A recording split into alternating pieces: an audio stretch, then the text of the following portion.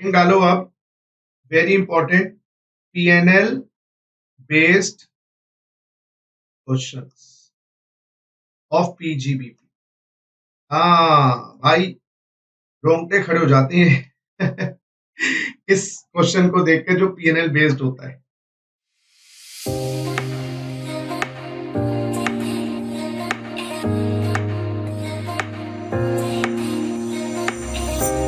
इसमें क्या होता है, रामलाल दिया हुआ है हमारे बिजनेसमैन। अच्छा, कुछ ना दिया हुआ हो तो ड्यू बेसिस मान लेते हैं, ड्यू बेसिस, नहीं तो कैश बेसिस होता तो कैश बेसिस पे बना लेते, क्या दिक्कत। इसमें आपको ना यहाँ पर दिया हुआ होगा पर्टिकुलर्स, यहाँ पर अमाउंट, एक पीएनएल बना के देंगे 31 मार्च 2023 का। बच्चों, मेरे प्यारे बच्चों बच्चों बच्चों, यहाँ पर 31 मार्च 23 का पीएनएल अकाउंट बना के देंगे। ये पीएनएल अकाउंट में प्रॉफिट ऑब्वियसली इनकम टैक्स के प्रोविजन के हिसाब से नहीं होगा, गलत प्रॉफिट होगा। यहाँ पर हो सकता है ओपनिंग स्टॉक भी हो, मैन्युफैक्चरिंग वाली बात है, ट्रेडिंग वाला भी है, ओपनिंग स्टॉक हो सकता है। वो दिया हुआ है 90,000, वो दिया हुआ है 1,10,000। फिर यहाँ पर दिया हुआ है परचेजेस 10 लाख, यहाँ पर दी हुई है सेल्स कितनी, वो बाद में लिखेंगे सेल का फिगर। क्लोजिंग स्टॉक दिया हुआ है बच्चों 1,80,000। सैलरीज एम्प्लॉयज को दी है कितनी, 2 लाख। इस टाइप से एक पीएनएल अकाउंट बना के देंगे। हमें क्या करना है, इस पीएनएल को सही करना है, पीएनएल को सही करना है, गलत को सुधारना है। ठीक है, सैलरीज दी हुई है। फिर यहाँ पर दिया हुआ है scientific research contribution to approved association. Approved association को साइंटिफिक रिसर्च की 50,000 की पेमेंट करी है। ठीक है जी। फिर दिया हुआ है बच्चे, देखिए बड़ा मजेदार क्वेश्चन होता है ये, है कुछ भी नहीं लेकिन डर होता है बच्चों। बोनस दिया हुआ है एम्प्लॉयज को 40,000। अच्छा, purchase of patent, purchase of patent, patent purchase किया है 20,000 का। कब, 15 दिसंबर 2022। ये पीएनएल, हाँ वही तो, अब ये सुधारनी है ना, गलती कर रखी है अब। और आउटस्टैंडिंग कस्टम ड्यूटी, इस साल की कस्टम ड्यूटी आउटस्टैंडिंग है 70,000, आउटस्टैंडिंग कस्टम ड्यूटी। मैं कुछ कुछ प्रमुख बातें बता रहा हूं जो एग्जाम में आती है। Provision for bad and doubtful date, bad and doubtful date कितना दिया हुआ है, 30,000।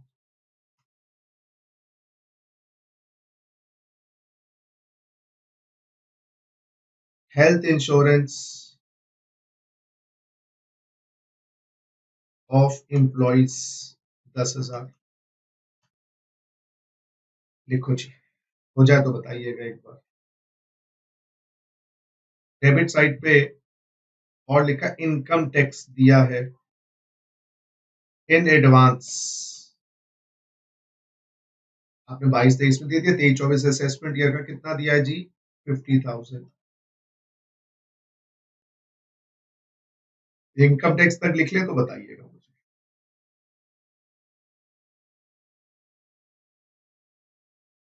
चलो अब आगे बढ़ते हैं, आगे बढ़ते हैं। तो एक बार रिपीट कर दें, ये पीएनएल बना के दिया हुआ है। Opening stock 1,10,000, purchases 10 lakh, salaries 2 lakh, scientific research contribution to approve association 50,000, bonus to employ 40,000, purchase of patent 20,000, outstanding custom duty 70,000, provision for bad and doubtful debt 30,000, health insurance of employ 10,000, income tax in advance 50,000। Credit side पे दिया हुआ है lottery received, lottery winnings received 70,000। ठीक है, लिखा है income tax का refund आया होगा कोई लास्ट ईयर्स का, इनकम टैक्स रिफंड कितना 11,000, जिसमें 1,000 का इंटरेस्ट है, इंक्लूड्स 1,000 इंटरेस्ट। एक रिकवरी ऑफ बैड डेप्ट आया है, रिकवरी ऑफ बैड डेप्ट कितना 20,000, रिकवरी ऑफ बैड डेप्ट 20,000। ये कौन सी है बैड डेप्ट? दिस इज बैड डेप्ट was allowed as deduction, bad डेप्ट अलाउड एज डिडक्शन, पहले कभी अलाउ होगी इन प्रीवियस ईयर 17-18, उसकी रिकवरी हुई है। तो एक बार लगभग आप मुझे डेबिट साइड और क्रेडिट साइड का रफ टोटल बताइएगा। एक बार रफ टोटल डेबिट और क्रेडिट का मुझे रफ टोटल बताइए, डेबिट और क्रेडिट साइड का rough total. Give me the rough total और debit and credit side. Debit 15,80,000, debit is 15,80,000, ठीक है।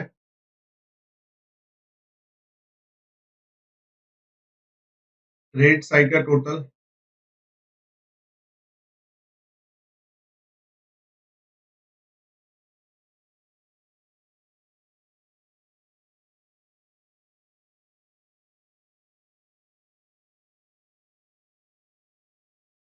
270 280 के आसपास आ रहा है ना। तो इसको ऐसा करो, सेल्स को 20 लाख कर दो। अब मुझे टोटल बता दो क्रेडिट साइड का और नेट प्रॉफिट भी निकाल दो। सेल्स को कर दो 20 lakh.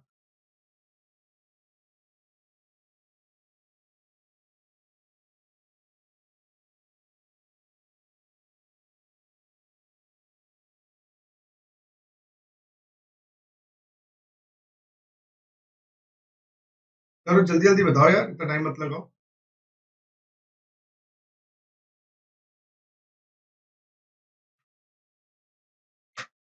8,00,000, 20 lakh plus 1,80,000 plus 70,000 plus 11,000, 2261 plus 20,000, तो 2281, 22,81,000। मुझे लग रहा है आप लोगों ने गलत सर बताया। आपने मुझे टोटल 15,80,000 गलत बताया। नहीं सर, डेबिट का 15,80,000, 15,80,000 कैसे हो गया? इतना तो खर्चे भी नहीं दिखाए मैंने। 15,80,000 कैसे आ गया भाई? खर्चे हमने 10 कितने लाख दिखाए के हैं? सर परचेज सर 10 लाख का है। हाँ तो 13 लाख हो गया, 14 हो गया, 15 हो गया। हाँ 15,80,000 आप कह रहे हैं ना। ठीक है, हो सकता है वो। ठीक है। तो अब इसका टोटल हमारा ये हो गया क्रेडिट का 2281। अब इसमें से खर्चे माइनस कर दो तो नेट प्रॉफिट बता दो कितना आया। 7,01,000, 7,01,000। चेक कर लो भैया एक बार, सारे बच्चे टोटल कर ले 2281। Yes sir same. अब नीचे एडिशनल इंफॉर्मेशन, अभी तो क्वेश्चन स्टार्ट हुआ है। एडिशनल इंफॉर्मेशन, क्वेश्चन कहता है बंदे ने not opted for 115 BSc, not opted for section 115 BSc, 115 BSc में ऑप्ट नहीं किया, 115 बीएससी में ऑप्ट नहीं किया। दूसरी बात, जो ओपनिंग स्टॉक है is overstated by 10% and closing stock is understated by 10%। Opening stock को 10% ज्यादा दिखाया हुआ है, क्लोजिंग स्टॉक को 10% कम दिखा रहा है, ठीक है। Purchase includes goods worth ₹50,000 withdrawn by Ramlal for personal use, personal use के लिए 50,000 की गुड्स विड्रॉ कर लिए हैं personal use, but shown as sales for ₹70,000। तो जो ड्राइंग्स थी उसको सेल्स दिखा दिया, बल्कि 70,000 में। आपने तो उसको ड्राइंग्स का कैपिटल अकाउंट में ट्रीटमेंट होना चाहिए था, परचेज से 50 हटा नहीं चाहिए, तो उल्टा आपने सेल्स में दिखा, तो गलती तो है ही।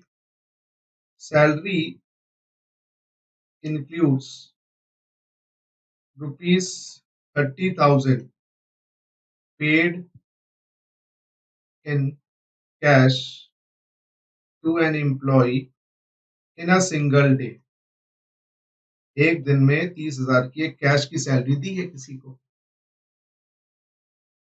Contribution for scientific research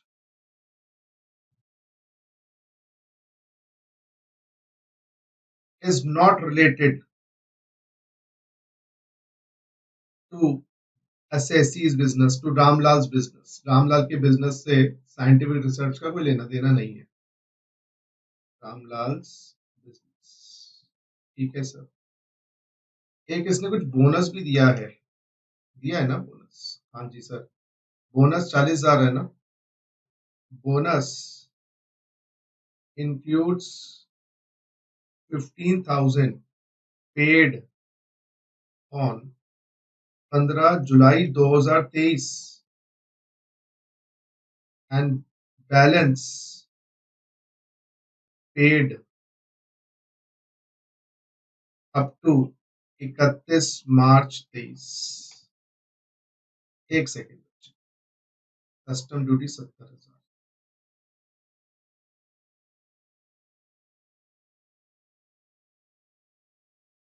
outstanding custom duty was paid on 31st July 23 fully pay कर दिया 31 जुलाई 23 को। फुल्ली पे कर दिया 31 जुलाई 23 को। Outstanding custom duty was fully paid on 31/7/23। जी बच्चों लिखो फटाफट फुल्ली पे। और इसमें बस और कुछ नहीं लिखा। हेल्थ इंश्योरेंस ऑफ एम्प्लॉय, ये लिख लेते हैं पॉइंट और। Health insurance of employ, health insurance of employee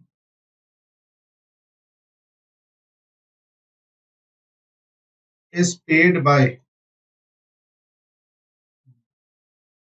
Paytm wallet. Paytm wallet is paid by Paytm wallet. Guys, now compute करनी है total income for assessment year 23-20।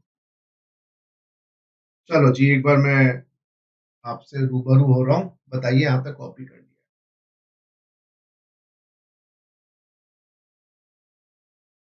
फटाफट मुझे बताइएगा अगर हो गया है। कोई पॉइंट मिस हो गया है तो I show the slide again.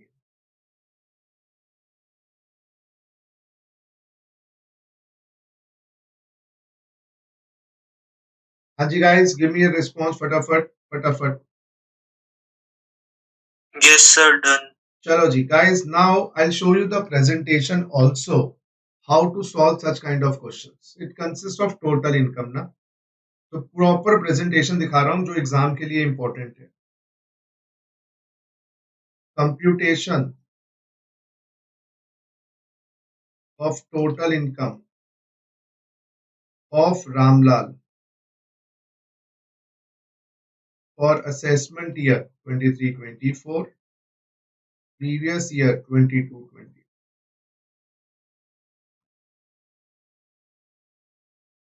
Now यहाँ पर हेड्स ऑफ इनकम, यहाँ पर अमाउंट,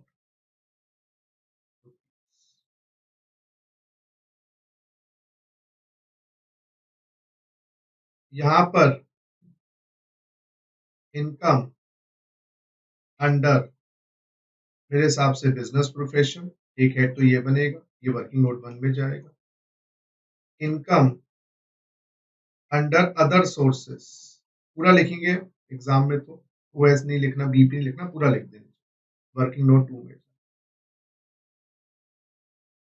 अब हमें वर्किंग नोट बिजनेस प्रोफेशन का बनाना है, वर्किंग नोट अदर सोर्सेस का। This is our main answer.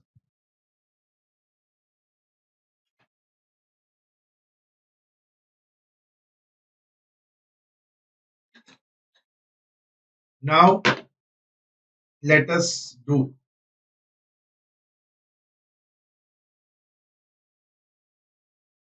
working note 1, computation of business profession income. Guys यहाँ पर दो अप्रोच आएंगी, इसको मैं बोलता हूँ तो डायरेक्ट अप्रोच और एक अप्रोच है इनडायरेक्ट अप्रोच। मैं आपको दोनों अप्रोच दिखा रहा हूँ, एग्जाम में दोनों में से एक फॉलो करनी है और हेडिंग लिखनी, डायरेक्ट अप्रोच इनडायरेक्ट अप्रोच, लिखना नहीं है, आप सीधा सॉल्व कर देंगे। डायरेक्ट अप्रोच में क्या है, न्यू पीएनएल अकाउंट बनाएंगे, new PNL account with amounts as per 30 से 43 सेक्शन। तो सारे अमाउंट्स आपको 30 से 43 के निकालने हैं, करेक्ट आइटम्स, या लिख रहे ना, amount new PNL with correct amounts, correct amounts के साथ आपको पीएनएल अकाउंट बनाना है। Correct amount, correct debits and credits, low correct debits और क्रेडिट्स, ठीक है बच्चों। और इनडायरेक्ट अप्रोच में आपको ओल्ड प्रॉफिट लेना है, जो भी है उसमें एडजस्टमेंट्स करनी है और फिर आपका करेक्ट प्रॉफिट आ जाएगा। फिर यहां पर करेक्ट प्रॉफिट आ जाएगा। तो करेक्ट प्रॉफिट निकालने की एक अप्रोच है नया पीएनएल अकाउंट बनाना या इनडायरेक्ट। दोनों को मैं दिखाता हूं आपको, देखिए बड़ा मजा आएगा आपको कैसे करना है। ये देखिए यहां पर तो आपका एक नया पीएनएल अकाउंट बनाना शुरू कर देंगे हम। यहां पर हम ओल्ड प्रॉफिट से शुरू करेंगे, ओल्ड प्रॉफिट जो 7,01,000। यहां पर हमें वो ना, जैसे बच्चा बिगड़ जाए तो आप सुधारो, है ना, या कोई चीज खराब हो जाए तो चीज को रिपेयर करवाओ या नई चीज ले आओ। यहाँ पर हम लिख रहे हैं PNL account for year ended 31 मार्च 20। चलिए guys, just give me a minute, I am just coming. हाँ जी बच्चों, एक बार बताइएगा मेरी आवाज आ रही है?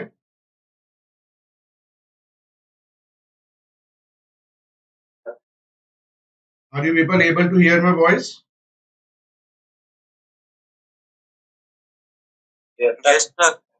अच्छा चलो जी। अब देखिएगा, सबसे पहले दोनों अप्रोच एग्जाम में फॉलो कर सकते हो, जो अच्छा लगे। अब हम क्या करेंगे, पीएनएल में जो एडिशनल इंफॉर्मेशन है उसको पहले ढूंढेंगे। पहली एडिशनल इंफॉर्मेशन है एसएससी ने 115 बीएससी नहीं लिया है। चलो 115 बीएससी नहीं लिया, ठीक है।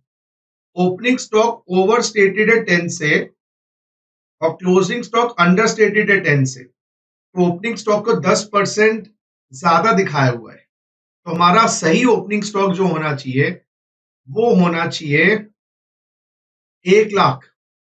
110% पे दिखा रखा है, तो आपका जो सही ओपनिंग स्टॉक है, देखिए जरा, तो आपका जो सही ओपनिंग स्टॉक है ये बनना चाहिए 1,10,000। ये 10% ऊपर है तो 110 पे है, तो 100 पे जो बनेगा बनेगा 1,00,000। क्लोजिंग स्टॉक 1,80,000 पे है, 10% कम कर रखा है तो ये 90 पे है, तो 100 पे कितना बनेगा, 2,00,000। ये बात आपको समझ आई या नहीं आई?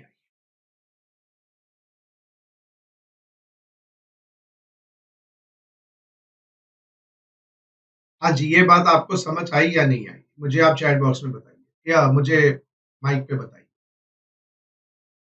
Yes sir. अब अगर अगर आप इनडायरेक्ट अप्रोच ले रहे हो कि आपको नया पीएनएल अकाउंट ही बनाना है, पुराने को सुधारना है, तो क्या एडजस्टमेंट्स करेंगे इसमें? इसमें करेंगे add over statement of opening stock और लेस, हाँ जी, ऐड इसमें भी नहीं, देख नहीं नहीं नहीं, उल्टा लगाओ, आपने डेबिट ज्यादा मार दिया है। आपको डेबिट मारना था 1,00,000 का, 1,10,000 का डेबिट मार दिया है, तो 10,000 से ऐड करो प्रॉफिट, समझो, क्योंकि आपने 1,10,000 डेबिट मार दिए। डेबिट मारना था एक, आपको 2 लाख क्लोजिंग दिखाना था, 1,80 दिखाया। तो less under add understatement of closing stock. तो क्लोजिंग स्टॉक आपने अंडर वैल्यू किया है 20,000 रुपए से, तो प्रॉफिट आपका 30,000 रुपए से बढ़ेगा। 20,000 रुपए आपका क्लोजिंग बढ़ेगा और 10,000 रुपए क्लोजिंग कम होगा, क्योंकि आपने ज्यादा दिखा दिया। तो ज्यादा डेबिट मार दिया, तो ज्यादा डेबिट कैसे ठीक होगा? क्रेडिट करके। कम क्रेडिट कैसे ठीक होगा? ज्यादा क्रेडिट करके। तो 30,000 रुपए से प्रॉफिट बढ़ाओ। अब ये ओल्ड वाला जो कॉन्सेप्ट है या इनडायरेक्ट अप्रोच वाला जो मेथड है, ये बड़ा कंफ्यूजिंग होता है। बच्चे यहाँ पर प्लस माइनस करने की गलती कर देते हैं, प्लस की जगह माइनस कर जाते हैं, माइनस की जगह प्लस। डायरेक्ट अप्रोच बड़ा सिंपल है, सही फिगर्स ले लो। रिपेयर करना मुश्किल है ना चीज को, नई चीज खरीदना तो इजी है। तो ये काम करना है। अब सेकंड एडजस्टमेंट्स पढ़िए, सेकंड एडजस्टमेंट्स पढ़िए। सेकंड एडजस्टमेंट कहता है भाई साहब, थर्ड एडजस्टमेंट, परचेज में 50,000 की गुड्स हैं जो प्रोप्राइटर ने विड्रॉ किए हैं, तो आपकी सही परचेज कितनी हो जानी चाहिए? तो परचेज का फिगर है आपका बच्चों 10 लाख। 9.5। हाँ, तो आपका परचेज का फिगर है 9.5 होना चाहिए यहाँ पर। तो परचेज का अमाउंट 9.5 लाख दिखाना चाहिए। और उसको गलती से आपने 70,000 की सेल दिखा दिया, तो सेल का अमाउंट आपका कम होना चाहिए 70 से। तो आपकी जो सेल्स हैं गाइस 20 लाख, 19,30,000 सेल्स होनी चाहिए। 19,30,000, 70,000 की सेल्स दिखा दी। तो सेल से भी हटाओ, परचेज से भी हटाओ। लेकिन अगर आप इनडायरेक्ट अप्रोच लेते, ओ माय गॉड, अब बताओ इनडायरेक्ट टैक्स में, इनडायरेक्ट अप्रोच में क्या एडजस्टमेंट्स करते? 20,000 रुपए कम हो जाएगी।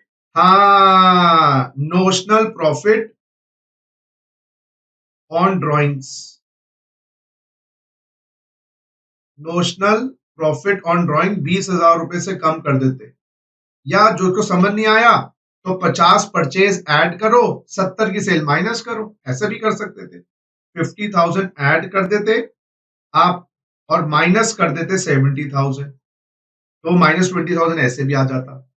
क्योंकि हमने क्या करना है, इनडायरेक्ट अप्रोच में प्रॉफिट की इफेक्ट को ठीक करना है, और डायरेक्ट अप्रोच में सीधा ही नई फिगर्स डालो, टेंशन ही खत्म हो गई।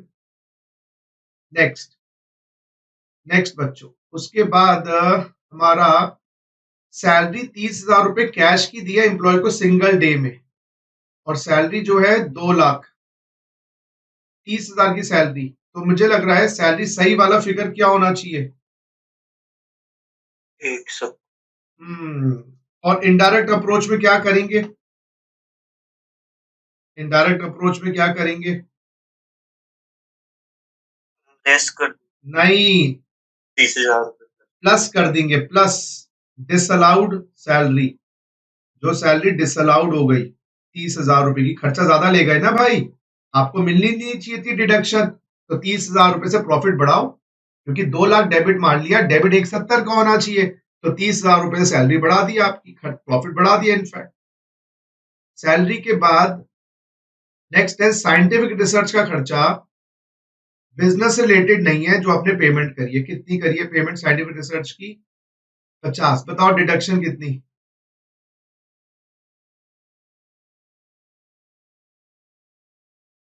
पूरी 50। क्यों? क्योंकि जो ये कंट्रीब्यूशन, उसके बिजनेस की नहीं है। नहीं, कंट्रीब्यूशन दोनों अलाउड है, रिलेटेड हो अनरिलेटेड हो। वो तो जो आपकी इन हाउस रिसर्च होती है ना, इन हाउस रिसर्च, वो रिलेटेड होनी चाहिए।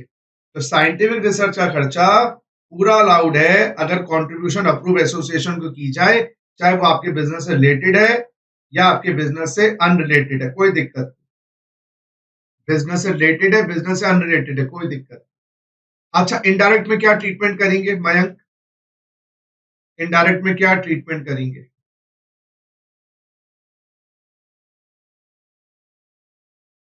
कुछ भी नहीं। कुछ भी नहीं करेंगे, ऑलरेडी माइनस हो चुका है, उखाड़ने की जरूरत ही नहीं है। जब चीज खराब नहीं हुई तो ठीक क्यों करेंगे? अब उसके बाद गाइस, बोनस 15,000 का ड्यू डेट ऑफ रिटर्न तक पे किया, बाकी मार्च तक पे कर दिया। तो बोनस जो है 40,000 रुपए दिखाए हुए, बताइए क्या करें? 15,000 दिखाई। नहीं, आपने पूरा पूरा डीडीआर तक पे कर दिया बोनस, क्योंकि 31 मार्च 23 तक पे कर दिया, बाकी 31/7/23 तक, 15/7/23 तक अभी पड़ा 43 भी ड्यू डेट ऑफ रिटर्न से पहले पहले पे कर दिया। और जब आपने ड्यू डेट ऑफ रिटर्न से पहले पहले पे कर दिया तो सारे बोनस मिल जाएगा। 43 भी कोई डिसअलाउंस नहीं हुआ। अच्छे बच्चे की तरह प्रीवियस ईयर में पे कर दिया, अच्छे बच्चे की तरह डीडीआर तक पे कर दिया। जो बोनस था बच्चे आपका 40 का 40 अलाउ हो जाएगा। तो बोनस 40 का 40 अलाउ हो जाएगा। बोनस 40 का 40। अच्छा, नए इनडायरेक्ट मेथड में कोई अप्रोच फॉलो करने की जरूरत नहीं है, ऑलरेडी माइनस कर चुके हैं, वहां पर तो कोई ट्रीटमेंट की जरूरत नहीं है। दोनों ही अप्रोच फायदेमंद है। आउटस्टैंडिंग कस्टम ड्यूटी 31/7 को पे कर दी है, तो इसमें भी मुझे लग रहा है कस्टम ड्यूटी जो आउटस्टैंडिंग है उसकी डिडक्शन मिल जाएगी। अलाउएबल टैक्सेस हैं 43B में आते हैं, पेमेंट ड्यू डेट और रिटर्न से पहले कर दी तो कस्टम ड्यूटी की 70,000 की डिडक्शन भी पक्की। Custom duty 70,000। नए इनडायरेक्ट अप्रोच में बताओ क्या करें? इनडायरेक्ट अप्रोच में क्या करें बताओ? कुछ नहीं करेंगे क्योंकि ऑलरेडी माइनस कर चुके हैं और बढ़िया माइनस किया हुआ है। डिसअलाउ होता तो फिर हम ऐड बैक करते। उसके बाद बच्चों आओ, एक सेकेंड आओ, उसके बाद आपका हेल्थ इंश्योरेंस पेटीएम वॉलेट से पे किया है, कैश से पे नहीं करना, पेटीएम तो क्रेडिट कार्ड दो, कोई दिक्कत तो कोई नहीं। हेल्थ इंश्योरेंस के रंग 36(1) में है और आपने बिल्कुल सही तरीके से पेमेंट करी है तो 10,000 की डिडक्शन भी पक्की। हेल्थ इंश्योरेंस की 10,000 की डिडक्शन भी पक्की। हेल्थ इंश्योरेंस 10,000 कैश से नहीं देना, पेटीएम वॉलेट भी दो। यहाँ पर 11 मेथड नहीं लिखे हेल्थ इंश्योरेंस में, any mode other than cash. उसके बाद आपकी सारी एडजस्टमेंट्स तो पूरी हो। अब डेबिट साइड पे देखो कोई चीज छूट ना गई हो। परचेजेस सही ले ली हमने, अब ओपनिंग ले लिया, सैलरी ले लिया, साइंटिफिक रिसर्च का काम कर लिया, बोनस का काम कर लिया, परचेज ऑफ पेटेंट। भाई 20,000 पे पेटेंट का डेप मिलेगा, वो भी 25%, वो भी उसका आधा 12.5%। 20,000 का 12.5% डेप मिलेगा, 2500 रुपए डेप, क्योंकि patent is a capital expenditure. 25% rate of depreciation proviso लगा के आधा, तो यहाँ पर डेप्रिसिएशन लिखो 2500। एडजस्टमेंट्स में क्या करें? इनडायरेक्ट मेथड में पूरा ऐड बैक करो, पहले तो पेटेंट का एक्सपेंडिचर ऐड करो 20,000 और फिर माइनस करो सही डेप्रिसिएशन। कितना माइनस करें डेप्रिसिएशन? 2500। या आप नेट 17,500 भी ऐड कर सकते थे। बोले ये बात क्लियर हुई नहीं हुई बच्चों? ये बात क्लियर हुई नहीं हुई? यस।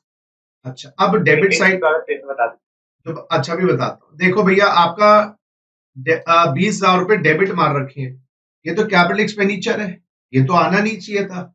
इसका डेप्रिसिएशन 2500 रुपए मिलेगा पीजीबीपी में। ये क्लियर बात?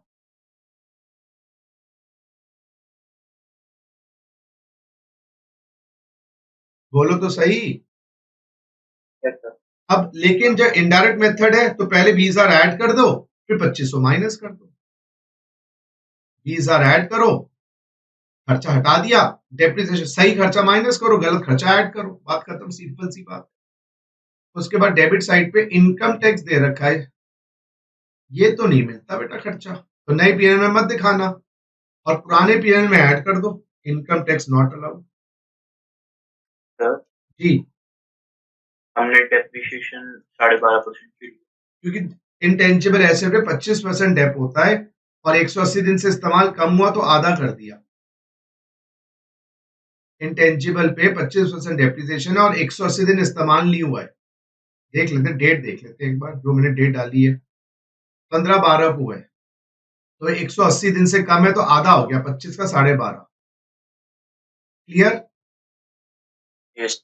अब क्रेडिट साइड पे आ जाओ, सेल सही हो गया है, क्लोजिंग स्टॉक, लॉटरी विनिंग्स, अरे बाबा लॉटरी विनिंग्स नहीं डालनी, लॉटरी विनिंग्स नहीं डालनी, तो नहीं डालेंगे नए पीएनएल में तो, लेकिन पुराने पीएनएल में तो डली हुई है, तो क्या करें? पुराने पीएनएल में तो हाँ, लेस लॉटरी विनिंग हटाओ, वहां से पुराने पीएनएल से हटाओ। लॉट जो गंदगी आगे हटाएंगे ना भाई, लॉटरी विनिंग 70, उसको आईयूएस में ले जाएंगे। अच्छा, अब उसके बाद देखो क्रेडिट साइड पे एक आपका रिफंड ऑफ इनकम टैक्स 11,000। ये तो भाई इनकम टैक्स का रिफंड तो टैक्सेबल नहीं होता, क्योंकि इनकम टैक्स की डिडक्शन नहीं मिली, तो पुराने से हटाओ इनकम टैक्स रिफंड, 11,000 रुपये हटाओ जी, नए में डालना मत, ये तो टैक्सेबल होता नहीं, आज ही पड़ा है 41(1), जिसकी डिडक्शन नहीं मिली तो उसका टैक्सेबल अमाउंट कैसे मिलेगा, जब वो दुख का साथी नहीं है सुख के साथी भी नहीं है गवर्नमेंट। उसके बाद गाइस ये दिया हुआ है बैड डेब्ट की रिकवरी 20,000, ये आना चाहिए नहीं आना चाहिए बताइए नए पीएनएल अकाउंट में, बैड डेब्ट की रिकवरी 1,000 इंटरेस्ट के नहीं लिया बताऊंगा, बैड डेब्ट की रिकवरी आना चाहिए नहीं आना चाहिए नए पीएनएल अकाउंट में, आना चाहिए, क्योंकि हमने पढ़ा है डिडक्शन मिल चुकी है, और पुराने पीएनएल में तो डाल रखा है तो दोबारा से डालने की जरूरत नहीं है। अब किसी ने पूछा 11,000 क्यों माइनस किया आपने, अरे 1,000 रुपए ब्याज आईयूएस में ले जाएंगे, तो उसका पीजीपीपी से तो कोई रिलेशन है नहीं, तो 1,000 का ब्याज आईयूएस में ले जाएंगे। अब आप टोटल कर दो नए पीएनएल अकाउंट का, और नए पीएनएल अकाउंट का नया प्रॉफिट बताओ मुझे टोटल करो और नेट प्रॉफिट बताओ, और इसका भी आंसर निकालना, और आपको जो नेट प्रॉफिट इधर आएगा सही वाला, वो यही नेट प्रॉफिट होगा, दोनों का आंसर सेम होगा। चलो जल्दी से करो, चमत्कार दिखाता हूं मैं आपको। तो ये नेट प्रॉफिट तो करेक्ट वाला यहाँ पर आएगा ही आएगा, नेट प्रॉफिट वाला करेक्ट वाला तो इधर आएगा ही आएगा, दोनों का सेम आएगा। टोटलिंग करो, टोटलिंग, तो 2,19,30 21,30 21,50, टोटल 21,50 करो जी बच्चों, सारे बच्चे करें। चलो जी, यहाँ पर भी 21,50, मैंने आपको दोनों मेथड्स बता दिए, जो आपकी श्रद्धा हो आप कर सकते। एग्जाम में दोनों में एक करना है। हाँ ऑब्वियसली दो दो करके क्यों दिखाएंगे, एक शॉर्टकट है, एक मुझे लगता है नया पीएनएल वाला कॉन्सेप्ट बेटर लगता है, लेकिन कहीं कई बार लेकिन एडजस्टमेंट छोटी है तो फिर नया पीएनएल कौन बनाना मुश्किल है, आप देख लो। अब नेट प्रॉफिट बताओ फटाफट,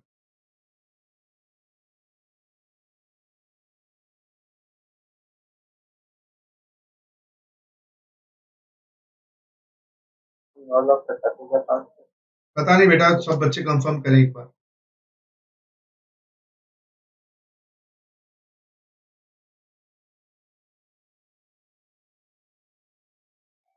चलो बच्चों सारे जल्दी जल्दी करो यार, कंफर्म करो, don't waste time, don't waste time.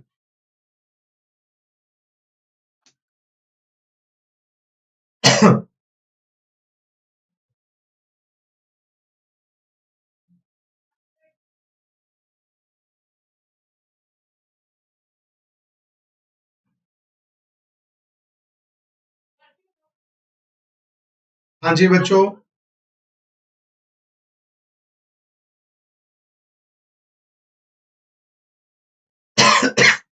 Net profit बताओ कितना आया,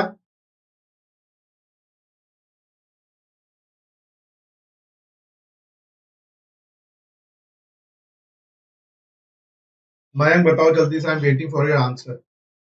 7,57,500। और वहां का टोटल देखो, ये भी यही आ रहा है, देखो एक बार जरा,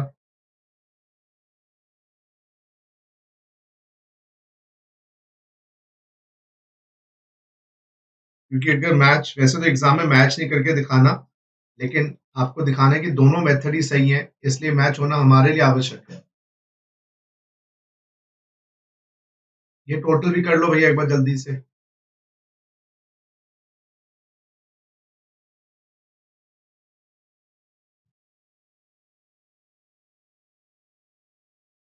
यस सर। ठीक है ना, चलो अब 757,500 मेन आंसर में डालो, 757,500 मेन आंसर में डालो। अब आईयूएस का एक वर्किंग नोट 2 बना लेते हैं बच्चों, आईयूएस का ये तो वर्किंग नोट 2 सेम ही बन जाएगा। आईयूएस का एक तो विनिंग फ्रॉम लॉटरी, ये रिसीव दिया हुआ है, तो आपको ग्रॉस अप करना पड़ेगा। ये 70% पे है, 100 पे कितना होगा, 1 लाख रुपए। और इनकम टैक्स का रिफंड, इनकम टैक्स का रिफंड आपका interest on income tax refund 1000। तो आईयूएस इनकम 1,01,000 रुपए आए। Winning from lottery 70,000, 70%। Grossing up करते हैं ना बेटा, ये तो रिसीव दिया हुआ है, ग्रॉसिंग अप, ठीक है ना। और 1,01,000 रुपए यहां पर लिख देते हैं। ये आपकी जीटीआई आ गई। कोई एटीसी टू एटीयू की बारे में डिटेल दी हुई नहीं है।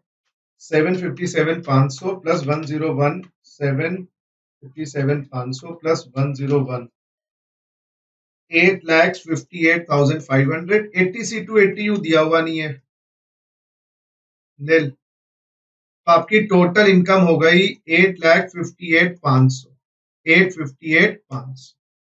लो जी, टैक्स वैक्स निकालना है वो तो आपको आता ही है। इसमें कुछ कैजुअल इनकम है, उसका टीडीएस होगा। अगर टैक्स निकालने की बात आ जाए, ये लो जी 858,500। एक बार कंफर्म करना, जरा कंफर्म करना 858,500 आया नहीं आया आप लोगों का, कंफर्म करना। Yes, sir. है ना। अब टैक्स भी निकाल दो फटाफट। इसका ना 858,500 का स्लैब इनकम अलग कर दो और कैजुअल इनकम अलग कर दो। स्पेशल वाली एक अलग कर दे। 758,500 पे जल्दी से आप मुझे स्लैब का टैक्स बता दो बिना एजुकेशन सेस के। इसका टैक्स तो 30%, 30,000 लगेगा।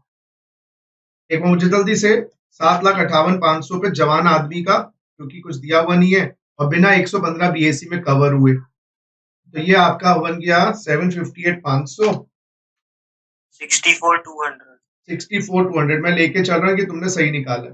तो 64,200 प्लस 30,000, लो बेटा 94,200 प्लस 4% धनिया मिर्ची। एक बार चेक कर लेना बच्चों, ये हो गया 3768 और 94,200 प्लस दिस 97,968। इसमें टीडीएस कट गया होगा 30,000 का लॉटरी का, और एक एडवांस टैक्स दे रखा है तुमने। कितना एडवांस टैक्स दे रखा है, जरा चेक करना। एडवांस टैक्स जमा करवा रखा है कितना, 50।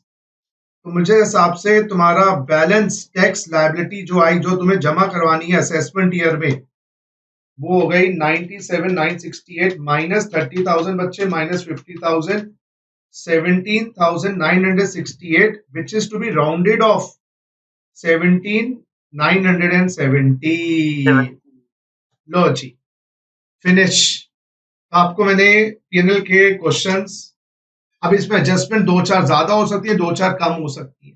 तो किस प्रकार से मेन आंसर की प्रेजेंटेशन मैंने आपको बताई और डायरेक्ट इनडायरेक्ट अप्रोच पीएनएल को सॉल्व करने की बताई। इनडायरेक्ट में गलती होने के चांसेस होती है, प्लस की जगह माइनस हो जाता है, माइनस प्लस हो जाता है। बेटर है न्यू पीएनएल अकाउंट ही बनाया जाए, लेकिन परिस्थिति के हिसाब से बदलना होना चाहिए। इंसान जो परिस्थिति के हिसाब से बदल लेता है अपने आप को, वो सक्सेस पा लेता है, और जो पुराने सिस्टम से ही काम करता है वो फंस जाता है। तो इसलिए बहुत इंपॉर्टेंट है लाइफ में कि हम परिस्थितियों के हिसाब से बदले। When in Rome do as the Romans do. तो यही मेरा लाइफ का फंडा है। तो जैसे बर्फ होती है सॉलिड फॉर्म में, लिक्विड फॉर्म में पानी, और गैस फॉर्म के अंदर वो भाप बन जाती है। तो इससे इंसान को भी कठिन परिस्थितियों में कठिन हो जाना चाहिए, सरल परिस्थितियों में सरल हो जाना चाहिए। यही जिंदगी का रूल है, यही जिंदगी की सक्सेस का मंत्र है। चलिए गाइस, अब आप इस चैप्टर के बढ़िया से क्वेश्चंस निपटाइए, सारे पीएनएल वाले क्वेश्चंस करिए, और जो भी आपके एमसीक्यूज हैं उनको भी निपटाइए। मिलेंगे अब फटाफट आफ्टर होली। सो बुरा ना मानो, होली है। Wishing you very very very happy Holi. Take care guys, take care, love you.